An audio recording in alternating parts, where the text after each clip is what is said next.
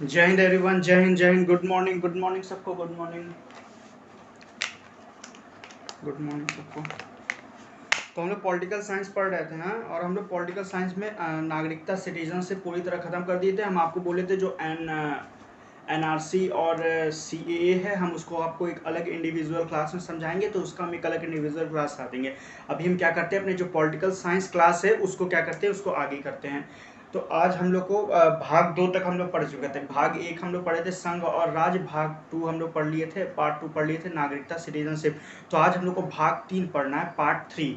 Part 3 में है हमारे मौलिक अधिकार, हमारे फंडामेंटल्स राइट थी कि हमारे क्या क्या हमको राइट्स हैं, हम लोग को क्या क्या अधिकार हैं, तो वो सब इसमें है।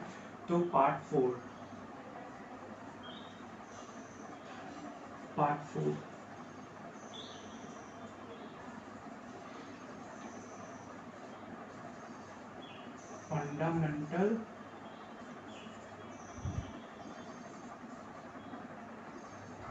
Fundamental rights. हमारे पार्ट 4 क्या है, तो हमारे पार्ट 4 है फंडामेंटल राइट्स। ठीक है, पार्ट 4 क्या है, फंडामेंटल राइट्स है। अब देखिए फंडामेंटल राइट्स होते क्या है। Fundamental rights in the sense कि जो हम लोग को अधिकार सरकार द्वारा मिलता है, उसको हम लोग फंडामेंटल राइट्स बोलते हैं। कि जैसे हम एज अ व्यक्ति या एज अ सिटीजन हमारी क्या क्या राइट्स हैं, हमारे क्या क्या ड्यूटीज़ हैं, क्या क्या अधिकार हैं, तो ये सब कहाँ आते हैं, तो ये सब फंडामेंटल राइट्स में आते हैं। देखिए फंडामेंटल राइट्स की बात करें तो फंडामेंटल राइट्स जो है एक किसी व्यक्ति को दिया जाता है। फंडामेंटल राइट्स किसको दिया जाता है, तो फंडामेंटल राइट्स पर्सन को दिया जाता है। हर एक पर्सन को फंडामेंटल राइट्स दिया जाता है। फंडामेंटल राइट की कुछ वन लाइनर क्वेश्चन जो हमेशा हर एग्जाम में पूछे जाते हैं, जैसे फंडामेंटल राइट्स लिया कहाँ से गया है, तो फंडामेंटल राइट यूएसए से लिया गया, यूनाइटेड स्टेट्स ऑफ अमेरिका। आपको बता दें हमारे संविधान में जितनी भी चीज़ें संविधान में सबसे ज़्यादा पहले तो लिया गया है 1935 अधिनियम द्वारा।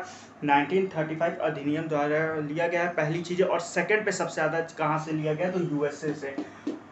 हमारे संविधान में जो भी चीज़ें हैं, क्योंकि देखिए हमारा संविधान क्या है, सभी कंट्री के संविधान से कुछ ना कुछ लेके बना है। साथ में इसका मेन अगर देखा जाए तो 60% हमारे संविधान का हिस्सा कहाँ से लिया गया है, तो 1935 अधिनियम के द्वारा लिया गया है। तो यूएसए से क्या लिया गया, फंडामेंटल राइट्स को लिया गया। और देखिए फंडामेंटल राइट्स वही होते हैं कि मतलब अधिकार, राइट्स, आपको जो गवर्नमेंट या आपको जो एज अ सिटीजन जो आपकी ड्यूटी, कर्तव्य, दायित्व है, उसको फंडामेंटल राइट्स कहते हैं। आपके क्या अधिकार है, जैसे आपका अधिकार है बोलने का अधिकार है, आप कहीं भी घूम सकते हैं, सभा कर सकते हैं, संगठन बना सकते हैं, ग्रुप बना सकते हैं, कहीं भी रह सकते हैं, कहीं भी कोई भी संपत्ति खरीद सकते हैं, आप विदेश यात्रा कर सकते हैं, आप मौन रह सकते हैं, अपनी निजता, अपनी जो एक प्राइवेसी है वो लोगों के सामने शेयर नहीं कर सकते हैं, या आपका मन करे तो अपनी किसी भी चीज़ को प्राइवेट कर सकते हैं, कोई जबरी आपको नहीं कहेगा कि इसको आप पब्लिकली करो। तो ये सब चीज़ें क्या हैं, ये सब हमारे राइट्स हैं। धरना दे सकते हैं, फंडामेंटल राइट्स है। हम लोग किसी से, किसी नेता या फिर जो भी लोग हैं, उनसे हम लोग क्या कर सकते हैं, सवाल पूछ सकते हैं, बट या जवाब दे सकते हैं, लेकिन एक संवैधानिक भाषा में, एक पार्लियामेंट्री लैंग्वेज में, एक संसदीय भाषा पार्लियामेंट्री लैंग्वेज में हम लोग हर चीज़ कर सकते हैं। तो ये हमारे क्या है, राइट्स हैं, ये हमारे राइट्स हैं। तो देखिए फंडामेंटल राइट्स हैं, ये पर्सन पे दिया जाता है, यूएसए से लिया गया। लेकिन देखिए कभी कभी क्या होता है, जो फंडामेंटल राइट्स रहते हैं जो पर्सन को दिए जाते हैं, वो कभी कभी गलत साबित भी हो जाते हैं। कुछ कुछ ऐसा सिचुएशन ऐसा बन जाता है कि जो हमारे फंडामेंटल राइट्स हैं, जो हमारे अधिकार है, वो हमारे पे ही एक तरह से निगेटिव इफेक्ट डालने लगते हैं। तो उस स्थिति में जो फंडामेंटल राइट्स को सस्पेंड कौन सा कर सकता है, तो फंडामेंटल राइट को सस्पेंड कर सकते हैं राष्ट्रपति। फंडामेंटल राइट को सस्पेंड कौन कर सकता है, तो सस्पेंड कर सकते हैं राष्ट्रपति। सस्पेंड यानी निलंबन, निलंबित कौन कर सकता है, तो इसको राष्ट्रपति कर सकते हैं। फंडामेंटल राइट को क्या कर सकते हैं, निलंबित कर सकते हैं राष्ट्रपति।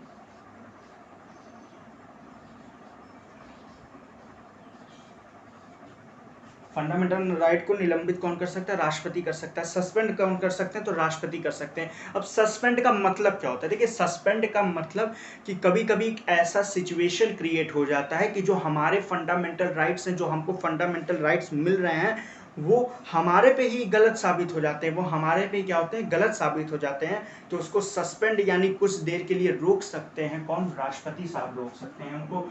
और इस पे स्टे कौन लगा सकते हैं? फंडामेंटल राइट्स पे स्टे लगाना या फिर उस पे कुछ एक उसमें मॉडिफाई कौन कर सकता है? तो मॉडिफाई कर सकता है संसद।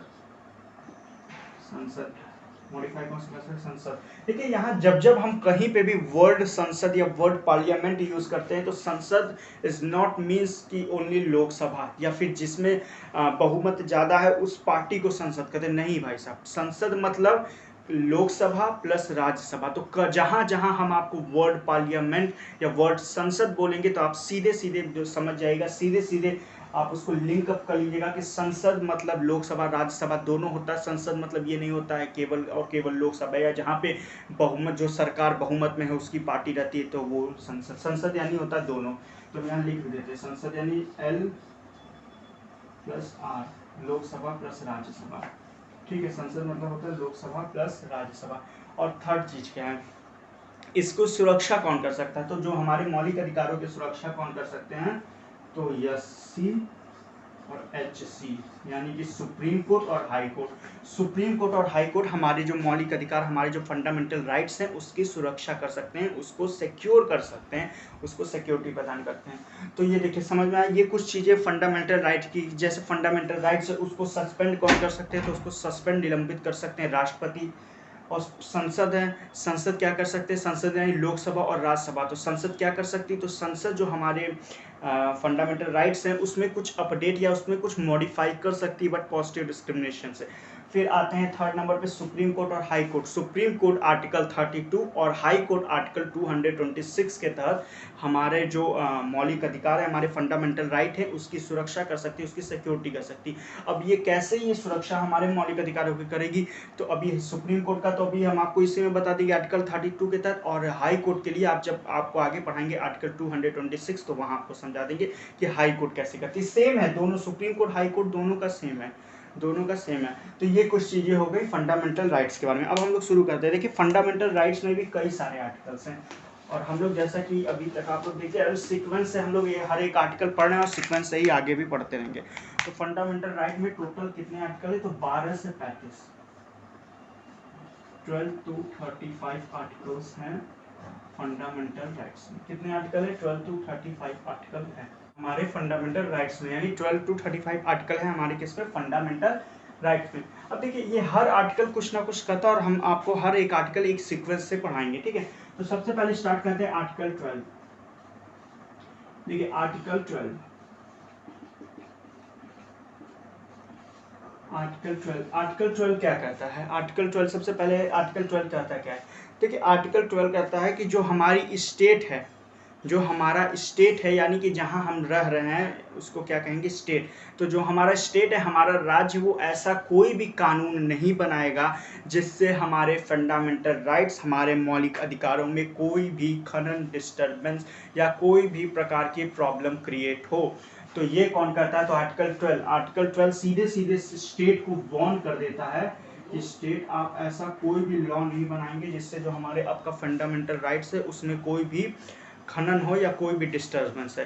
तो आर्टिकल 12 क्या कहता है? आर्टिकल 12 सीधे स्टेट को वार्न कर देता है कि देखो भैया आप ऐसा कोई भी कानून मत बनाना कि हम लोग को जो है, जो हमारे नागरिक है, जो हमारे स्टेट के नागरिक, हमारे जो स्टेट के लोग हैं, सॉरी नागरिक तो कंट्री के होते हैं, जो हमारे स्टेट में लोग रहते हैं, जो हमारे स्टेट के निवासी हैं, उनको कोई भी प्रॉब्लम ना हो। तो ये कौन सुनिश्चित करेगा? तो आर्टिकल 12 जो सुनिश्चित करता है। अब आर्टिकल 13 क्या है? ये आर्टिकल 13 ही सबसे इम्पोर्टेंट आर्टिकल है। और जो अभी मुस्लिमों में जो 3 तलाक खत्म हुआ है वो किसकी वजह से खत्म हुआ? तो आर्टिकल 13 की वजह से खत्म हुआ। देखिए आर्टिकल 13 क्या कहता है, सुनिए शुरू से आपको समझाते। देखिए पहले क्या था कि हमारे भारत में अंग्रेजों का शासन था, तो लॉर्ड कॉर्नवालिस जो हमारे भारत के वायसराय थे, लॉर्ड कॉर्नवालिस, तो 1939 में लॉर्ड कॉर्नवालिस ने एक लॉ निकाला। क्या हुआ 1939 में? क्या हुआ? लॉर्ड कॉर्नवालिस ने एक लॉ निकाला 1939 में। यहाँ आपको समझाते हैं कुछ। 1939 में लॉर्ड कॉर्नवालिस ने एक लॉ निकाला जिसको बोलते हैं पर्सनल लॉ। Personal law. तो ये जो लॉ था ये हिंदुओं का अलग लॉ था, मुस्लिमों का अलग लॉ था। ये जो 1939 में पर्सनल लॉ निकला तो ये हिंदुओं का अलग लॉ था और मुस्लिमों का क्या था? अलग लॉ था। तो इसमें क्या दिया गया, इसमें सब उनके रिचुअल्स या जो भी रीति रिवाज है वो सब चीज़ें पर्सनल लॉ में डाली गई कि जिस कैसे मतलब हिंदुओं की शादी होती है तो उनको धर्म की स्वतंत्रता वो जिस हिसाब से चाहे कर सकते हैं। पहले जैसे गंधार विवाह होता था, द्रविड़ विवाह होता था, तो वो सब क्या करते थे पर्सनल लॉ के तहत वो कर सकते थे। जैसे पहले हिंदुओं में क्या था, द्रविड़ विवाह था कि 14 ईयर एज होनी चाहिए और लड़की की एंड 18 ईयर एज होनी चाहिए लड़के की। तो ये सब चीज़ें किसमें थी, पर्सनल लॉ में थी कि आप अपने हिसाब से अपने धर्म के प्रति स्वतंत्र हैं, आप जिस हिसाब से चाहें उस हिसाब से क्या कर सकते हैं, आप उस हिसाब से अपने शादी विवाह या जो भी आपके रिचुअल्स है उसको पूरी तरह कंप्लीट करवा सकते हैं। सेम फॉर मुस्लिम में, जैसे कि अभी देखेंगे तो मुस्लिम में बहुपत्नी का रिवाज था, बहुपत्नी का रिवाज था कि उसमें अगर आपकी कोई पहली की पत्नी अगर आप उससे अनुमति ले लेते हैं तो आप दूसरी शादी कर सकते हैं। बट हिंदू में ऐसा रिवाज नहीं था, हिंदू में जब तक आप डाइवोर्स नहीं होगा आप दूसरी शादी नहीं कर सकते। तो ये सब कुछ चीज़ें लॉ थी जिसको कि लॉर्ड कॉर्नवालिस ने पर्सनल लॉ में डाल दिया।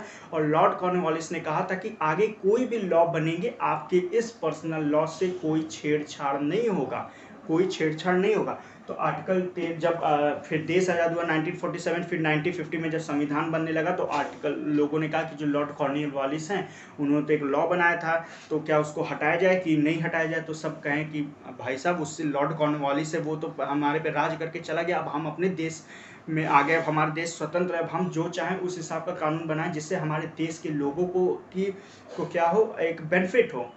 तो यहाँ पे क्या किया गया, तो यहाँ पे विरोध होने लगा कि नहीं लॉर्ड कॉर्नवालिस ने जो पर्सनल लॉ बनाया बहुत अच्छा बनाया है, बहुत चीज़ें इसमें अच्छी हैं। और जो पर्सनल लॉ में 3 तलाक भी किसमें था, तो पर्सनल लॉ में था। तो लोगों ने बहुत कहने लगा कि नहीं अच्छा है ये ठीक है। तो फिर सुप्रीम कोर्ट क्या हुई, फिर संविधान जो बना रहे थे उन्होंने आर्टिकल 13 में इसको डाल के क्या कहा, ठीक है जो आपके पर्सनल लॉ हैं। देखिए अब आर्टिकल 13 क्या करता है, पर्सनल लॉ, ध्यान से समझिएगा, बहुत ही इम्पोर्टेंट आर्टिकल है, जिसको समझ में आ गया वो समझ जाएगा हर चीज़ें कि क्या जो आगे 3 तलाक खत्म हुआ वो सही है या गलत। देखिए आर्टिकल 13 में क्या कहा कि जो पर्सनल लॉ लॉर्ड कॉर्नवालिस ने 1939 में बनाए थे वो पर्सनल लॉ अभी भी रहेंगे। बट अगर उस पर्सनल लॉ के किसी भी लॉ से, किसी भी कानून से अब के मौलिक अधिकार 12 से 35 के बीच में कोई भी खनन, कोई भी डिस्टर्बेंस होगा तो हम उस पर्सनल लॉ के उस कानून को खारिज कर देंगे।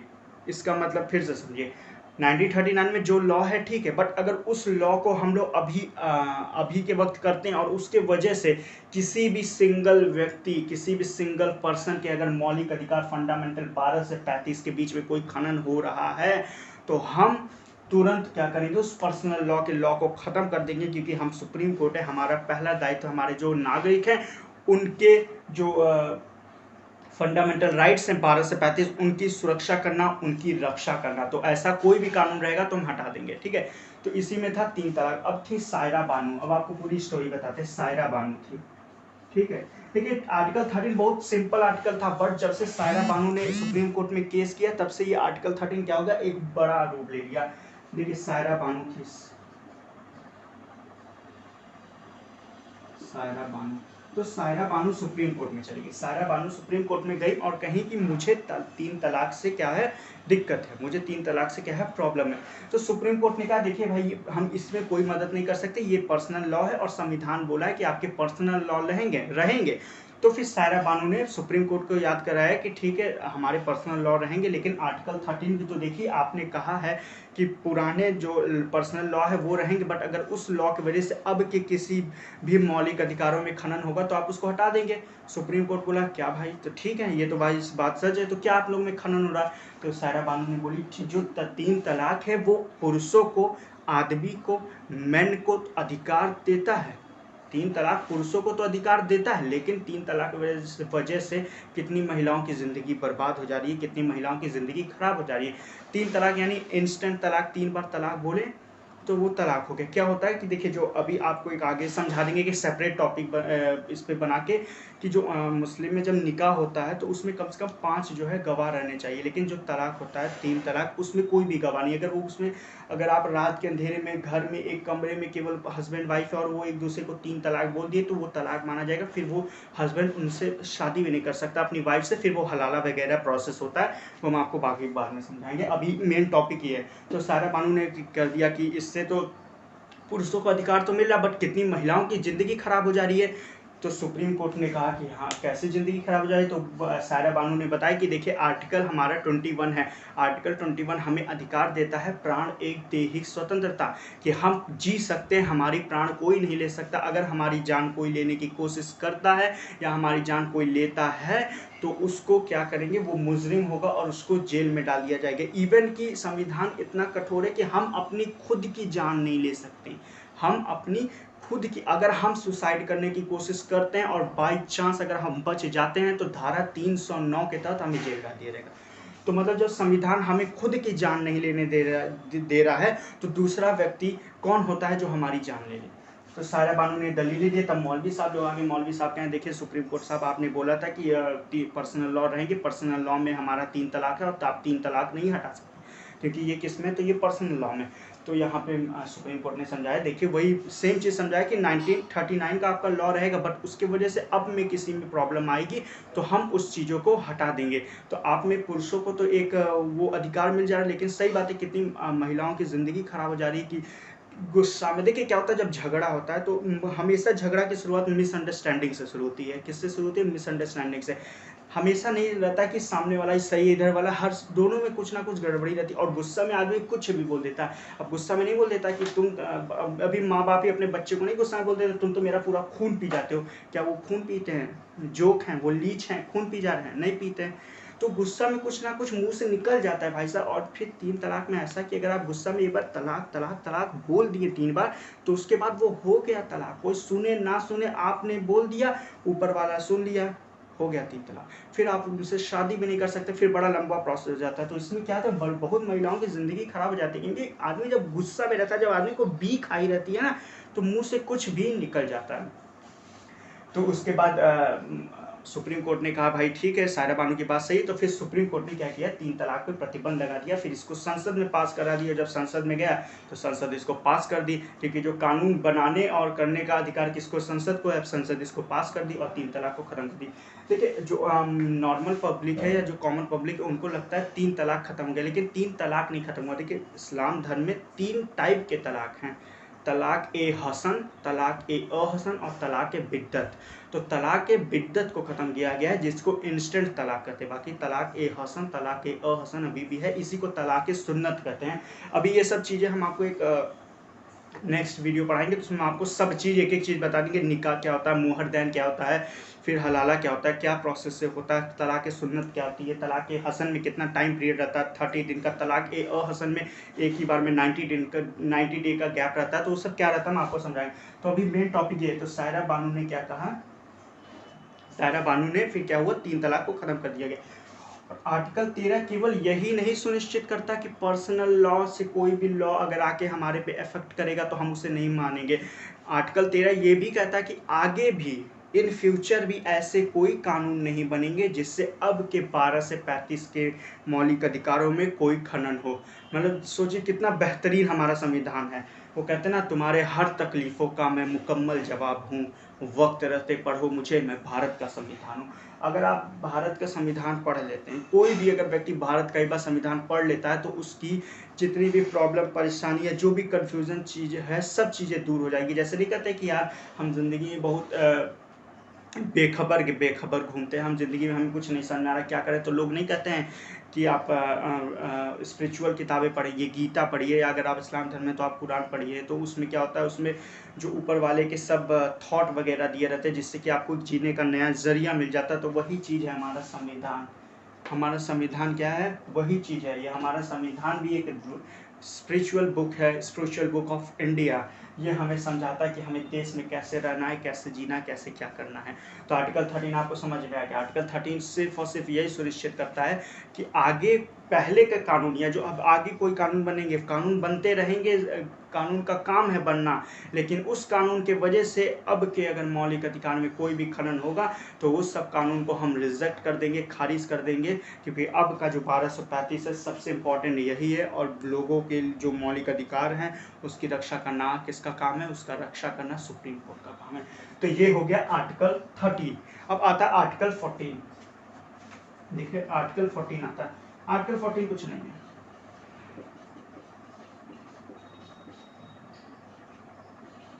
आर्टिकल 14 क्या है? आर्टिकल 14 क्या है? विधि के समक्ष समान समानता, मतलब कि कानून के समक्ष सब समान है।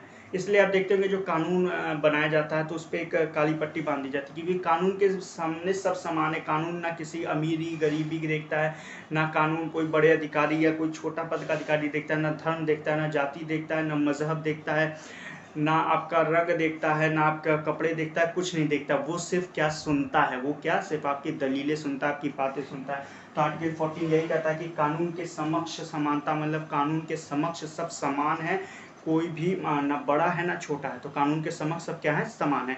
आर्टिकल 15 क्या कहता है? आर्टिकल 15 क्या कहता है? आर्टिकल 15 कहता है भेदभाव नहीं होगा, मतलब कि धर्म, जाति, लिंग के आधार पर भेदभाव का निषेध, मतलब भेदभाव नहीं होगा। कैसे नहीं होगा? धर्म के आधार पर भेदभाव नहीं होगा। ऐसा नहीं है कि अगर आप कहीं जगह जाएं तो हिंदू को जॉब देंगे, मुस्लिम को नहीं, या मुस्लिम को जॉब देंगे, हिंदू को नहीं, ऐसा नहीं।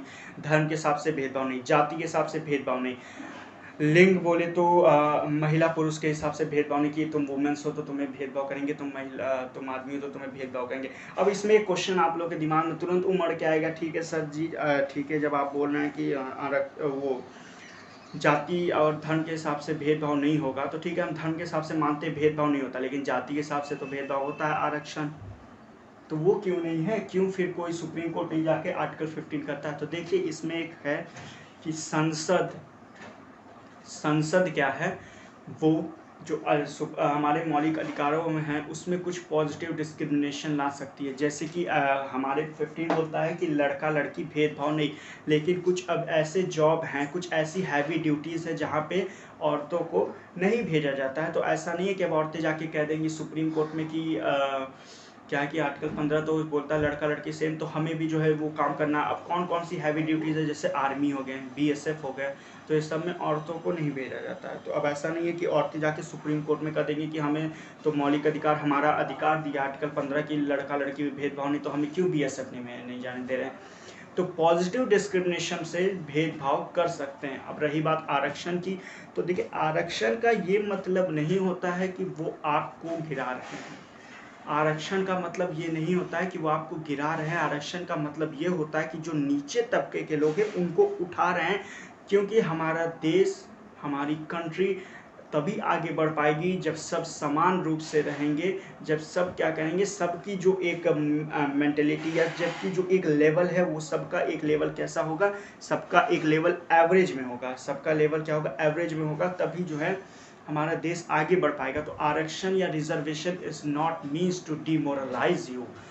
आरक्षण और जो रिजर्वेशन है उसका मतलब होता है कि वो जो नीचे तबके के लोग हैं या जो नीचे हैं उनको क्या किया जा रहा है, उनको केवल एक पुशअप दिया जा रहा है कि आप ही उठ के थोड़ा सा ऊपर आ जाओ। और अगर बहुत लोग को प्रॉब्लम रहती है आरक्षण में, तो भाई साहब हम तो सीधे कहेंगे आप लोग जाति ही हटा दो। ये वही लोग होते हैं, एक तरफ कहेंगे कि आरक्षण बुरी चीज़ें हैं, आरक्षण नहीं होना चाहिए क्योंकि ये जाति के हिसाब से दिया जाता है, और दूसरी तरफ वही अपने जाति का गुणगान करेंगे कि हम यहाँ के हैं, हम यहाँ के हैं, हम इनके वंशज हैं, हम इनके वंशज। तो ये गलत है ना, आरक्षण खत्म हो जाएगा, आप जाति हटा दो, क्योंकि धर्म के हिसाब से आरक्षण नहीं मिलता है। आप जाएंगे इस्लाम में भी देखेंगे, जो इस्लाम धर्म के फॉलोवर, तो उसमें भी आप देखेंगे तो उसमें भी आते हैं, उसमें भी आप देखेंगे तो जनरल आएंगे, OBC आएंगे, SC आएंगे, ST आएंगे। तो कभी भी रिजर्वेशन धर्म के हिसाब से नहीं मिलता है, रिजर्वेशन जाति के हिसाब से मिलता है। तो अगर आप लोग को लगता है रिजर्वेशन गलत है, तो हम तो कहेंगे जाति मत करो, केवल हिंदू अपने आप को समझो, हिंदू मानो, तो रिजर्वेशन अपने आप खत्म हो जाएगा। लेकिन नहीं, रिजर्वेशन का भी हमें विरोध करना है, और दूसरी तरफ अपने जाति, अपने मजहब को ऊंचा भी दिखाना कि हम यहाँ के हैं, हम यहाँ के वंशज, हम ये करते हैं, हम वो हैं, हम बड़ा पुण्य किए थे तो हम यहाँ आ गए, वहाँ के, तो ये गलत है ना। तो आर्टिकल 15 यही कहता है कि किसी पे भेदभाव नहीं होगा, लेकिन पॉजिटिव वे में, पॉजिटिव डिस्क्रिमिनेशन में थोड़ा हम लोग क्या कर सकते हैं, भेदभाव कर सकते हैं।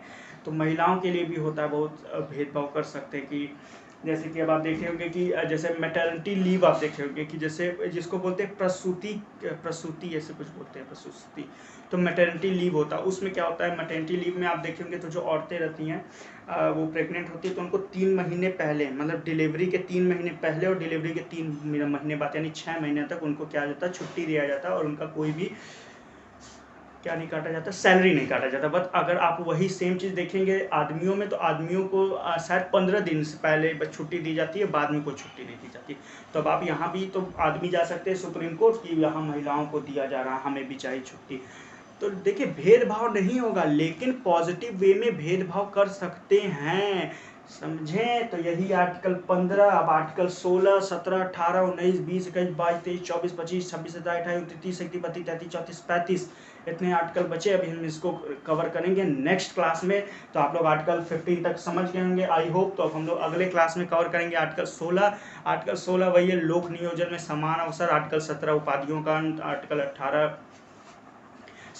17 अनटचेबिलिटी का, छुआछूत का अंत। आर्टिकल 18 उपाधियों का अंत। आर्टिकल 19 है हमारी अभिव्यक्ति स्वतंत्रता की आज़ादी। आर्टिकल 19 को बैकबोन्स ऑफ कॉन्स्टिट्यूशन कहते हैं। तो ये सब अब हम लोग कवर करेंगे कम नेक्स्ट क्लास में। तब तक आप लोग इसको रिवाइज करते रहिए, पढ़ते रहिए। Thank you.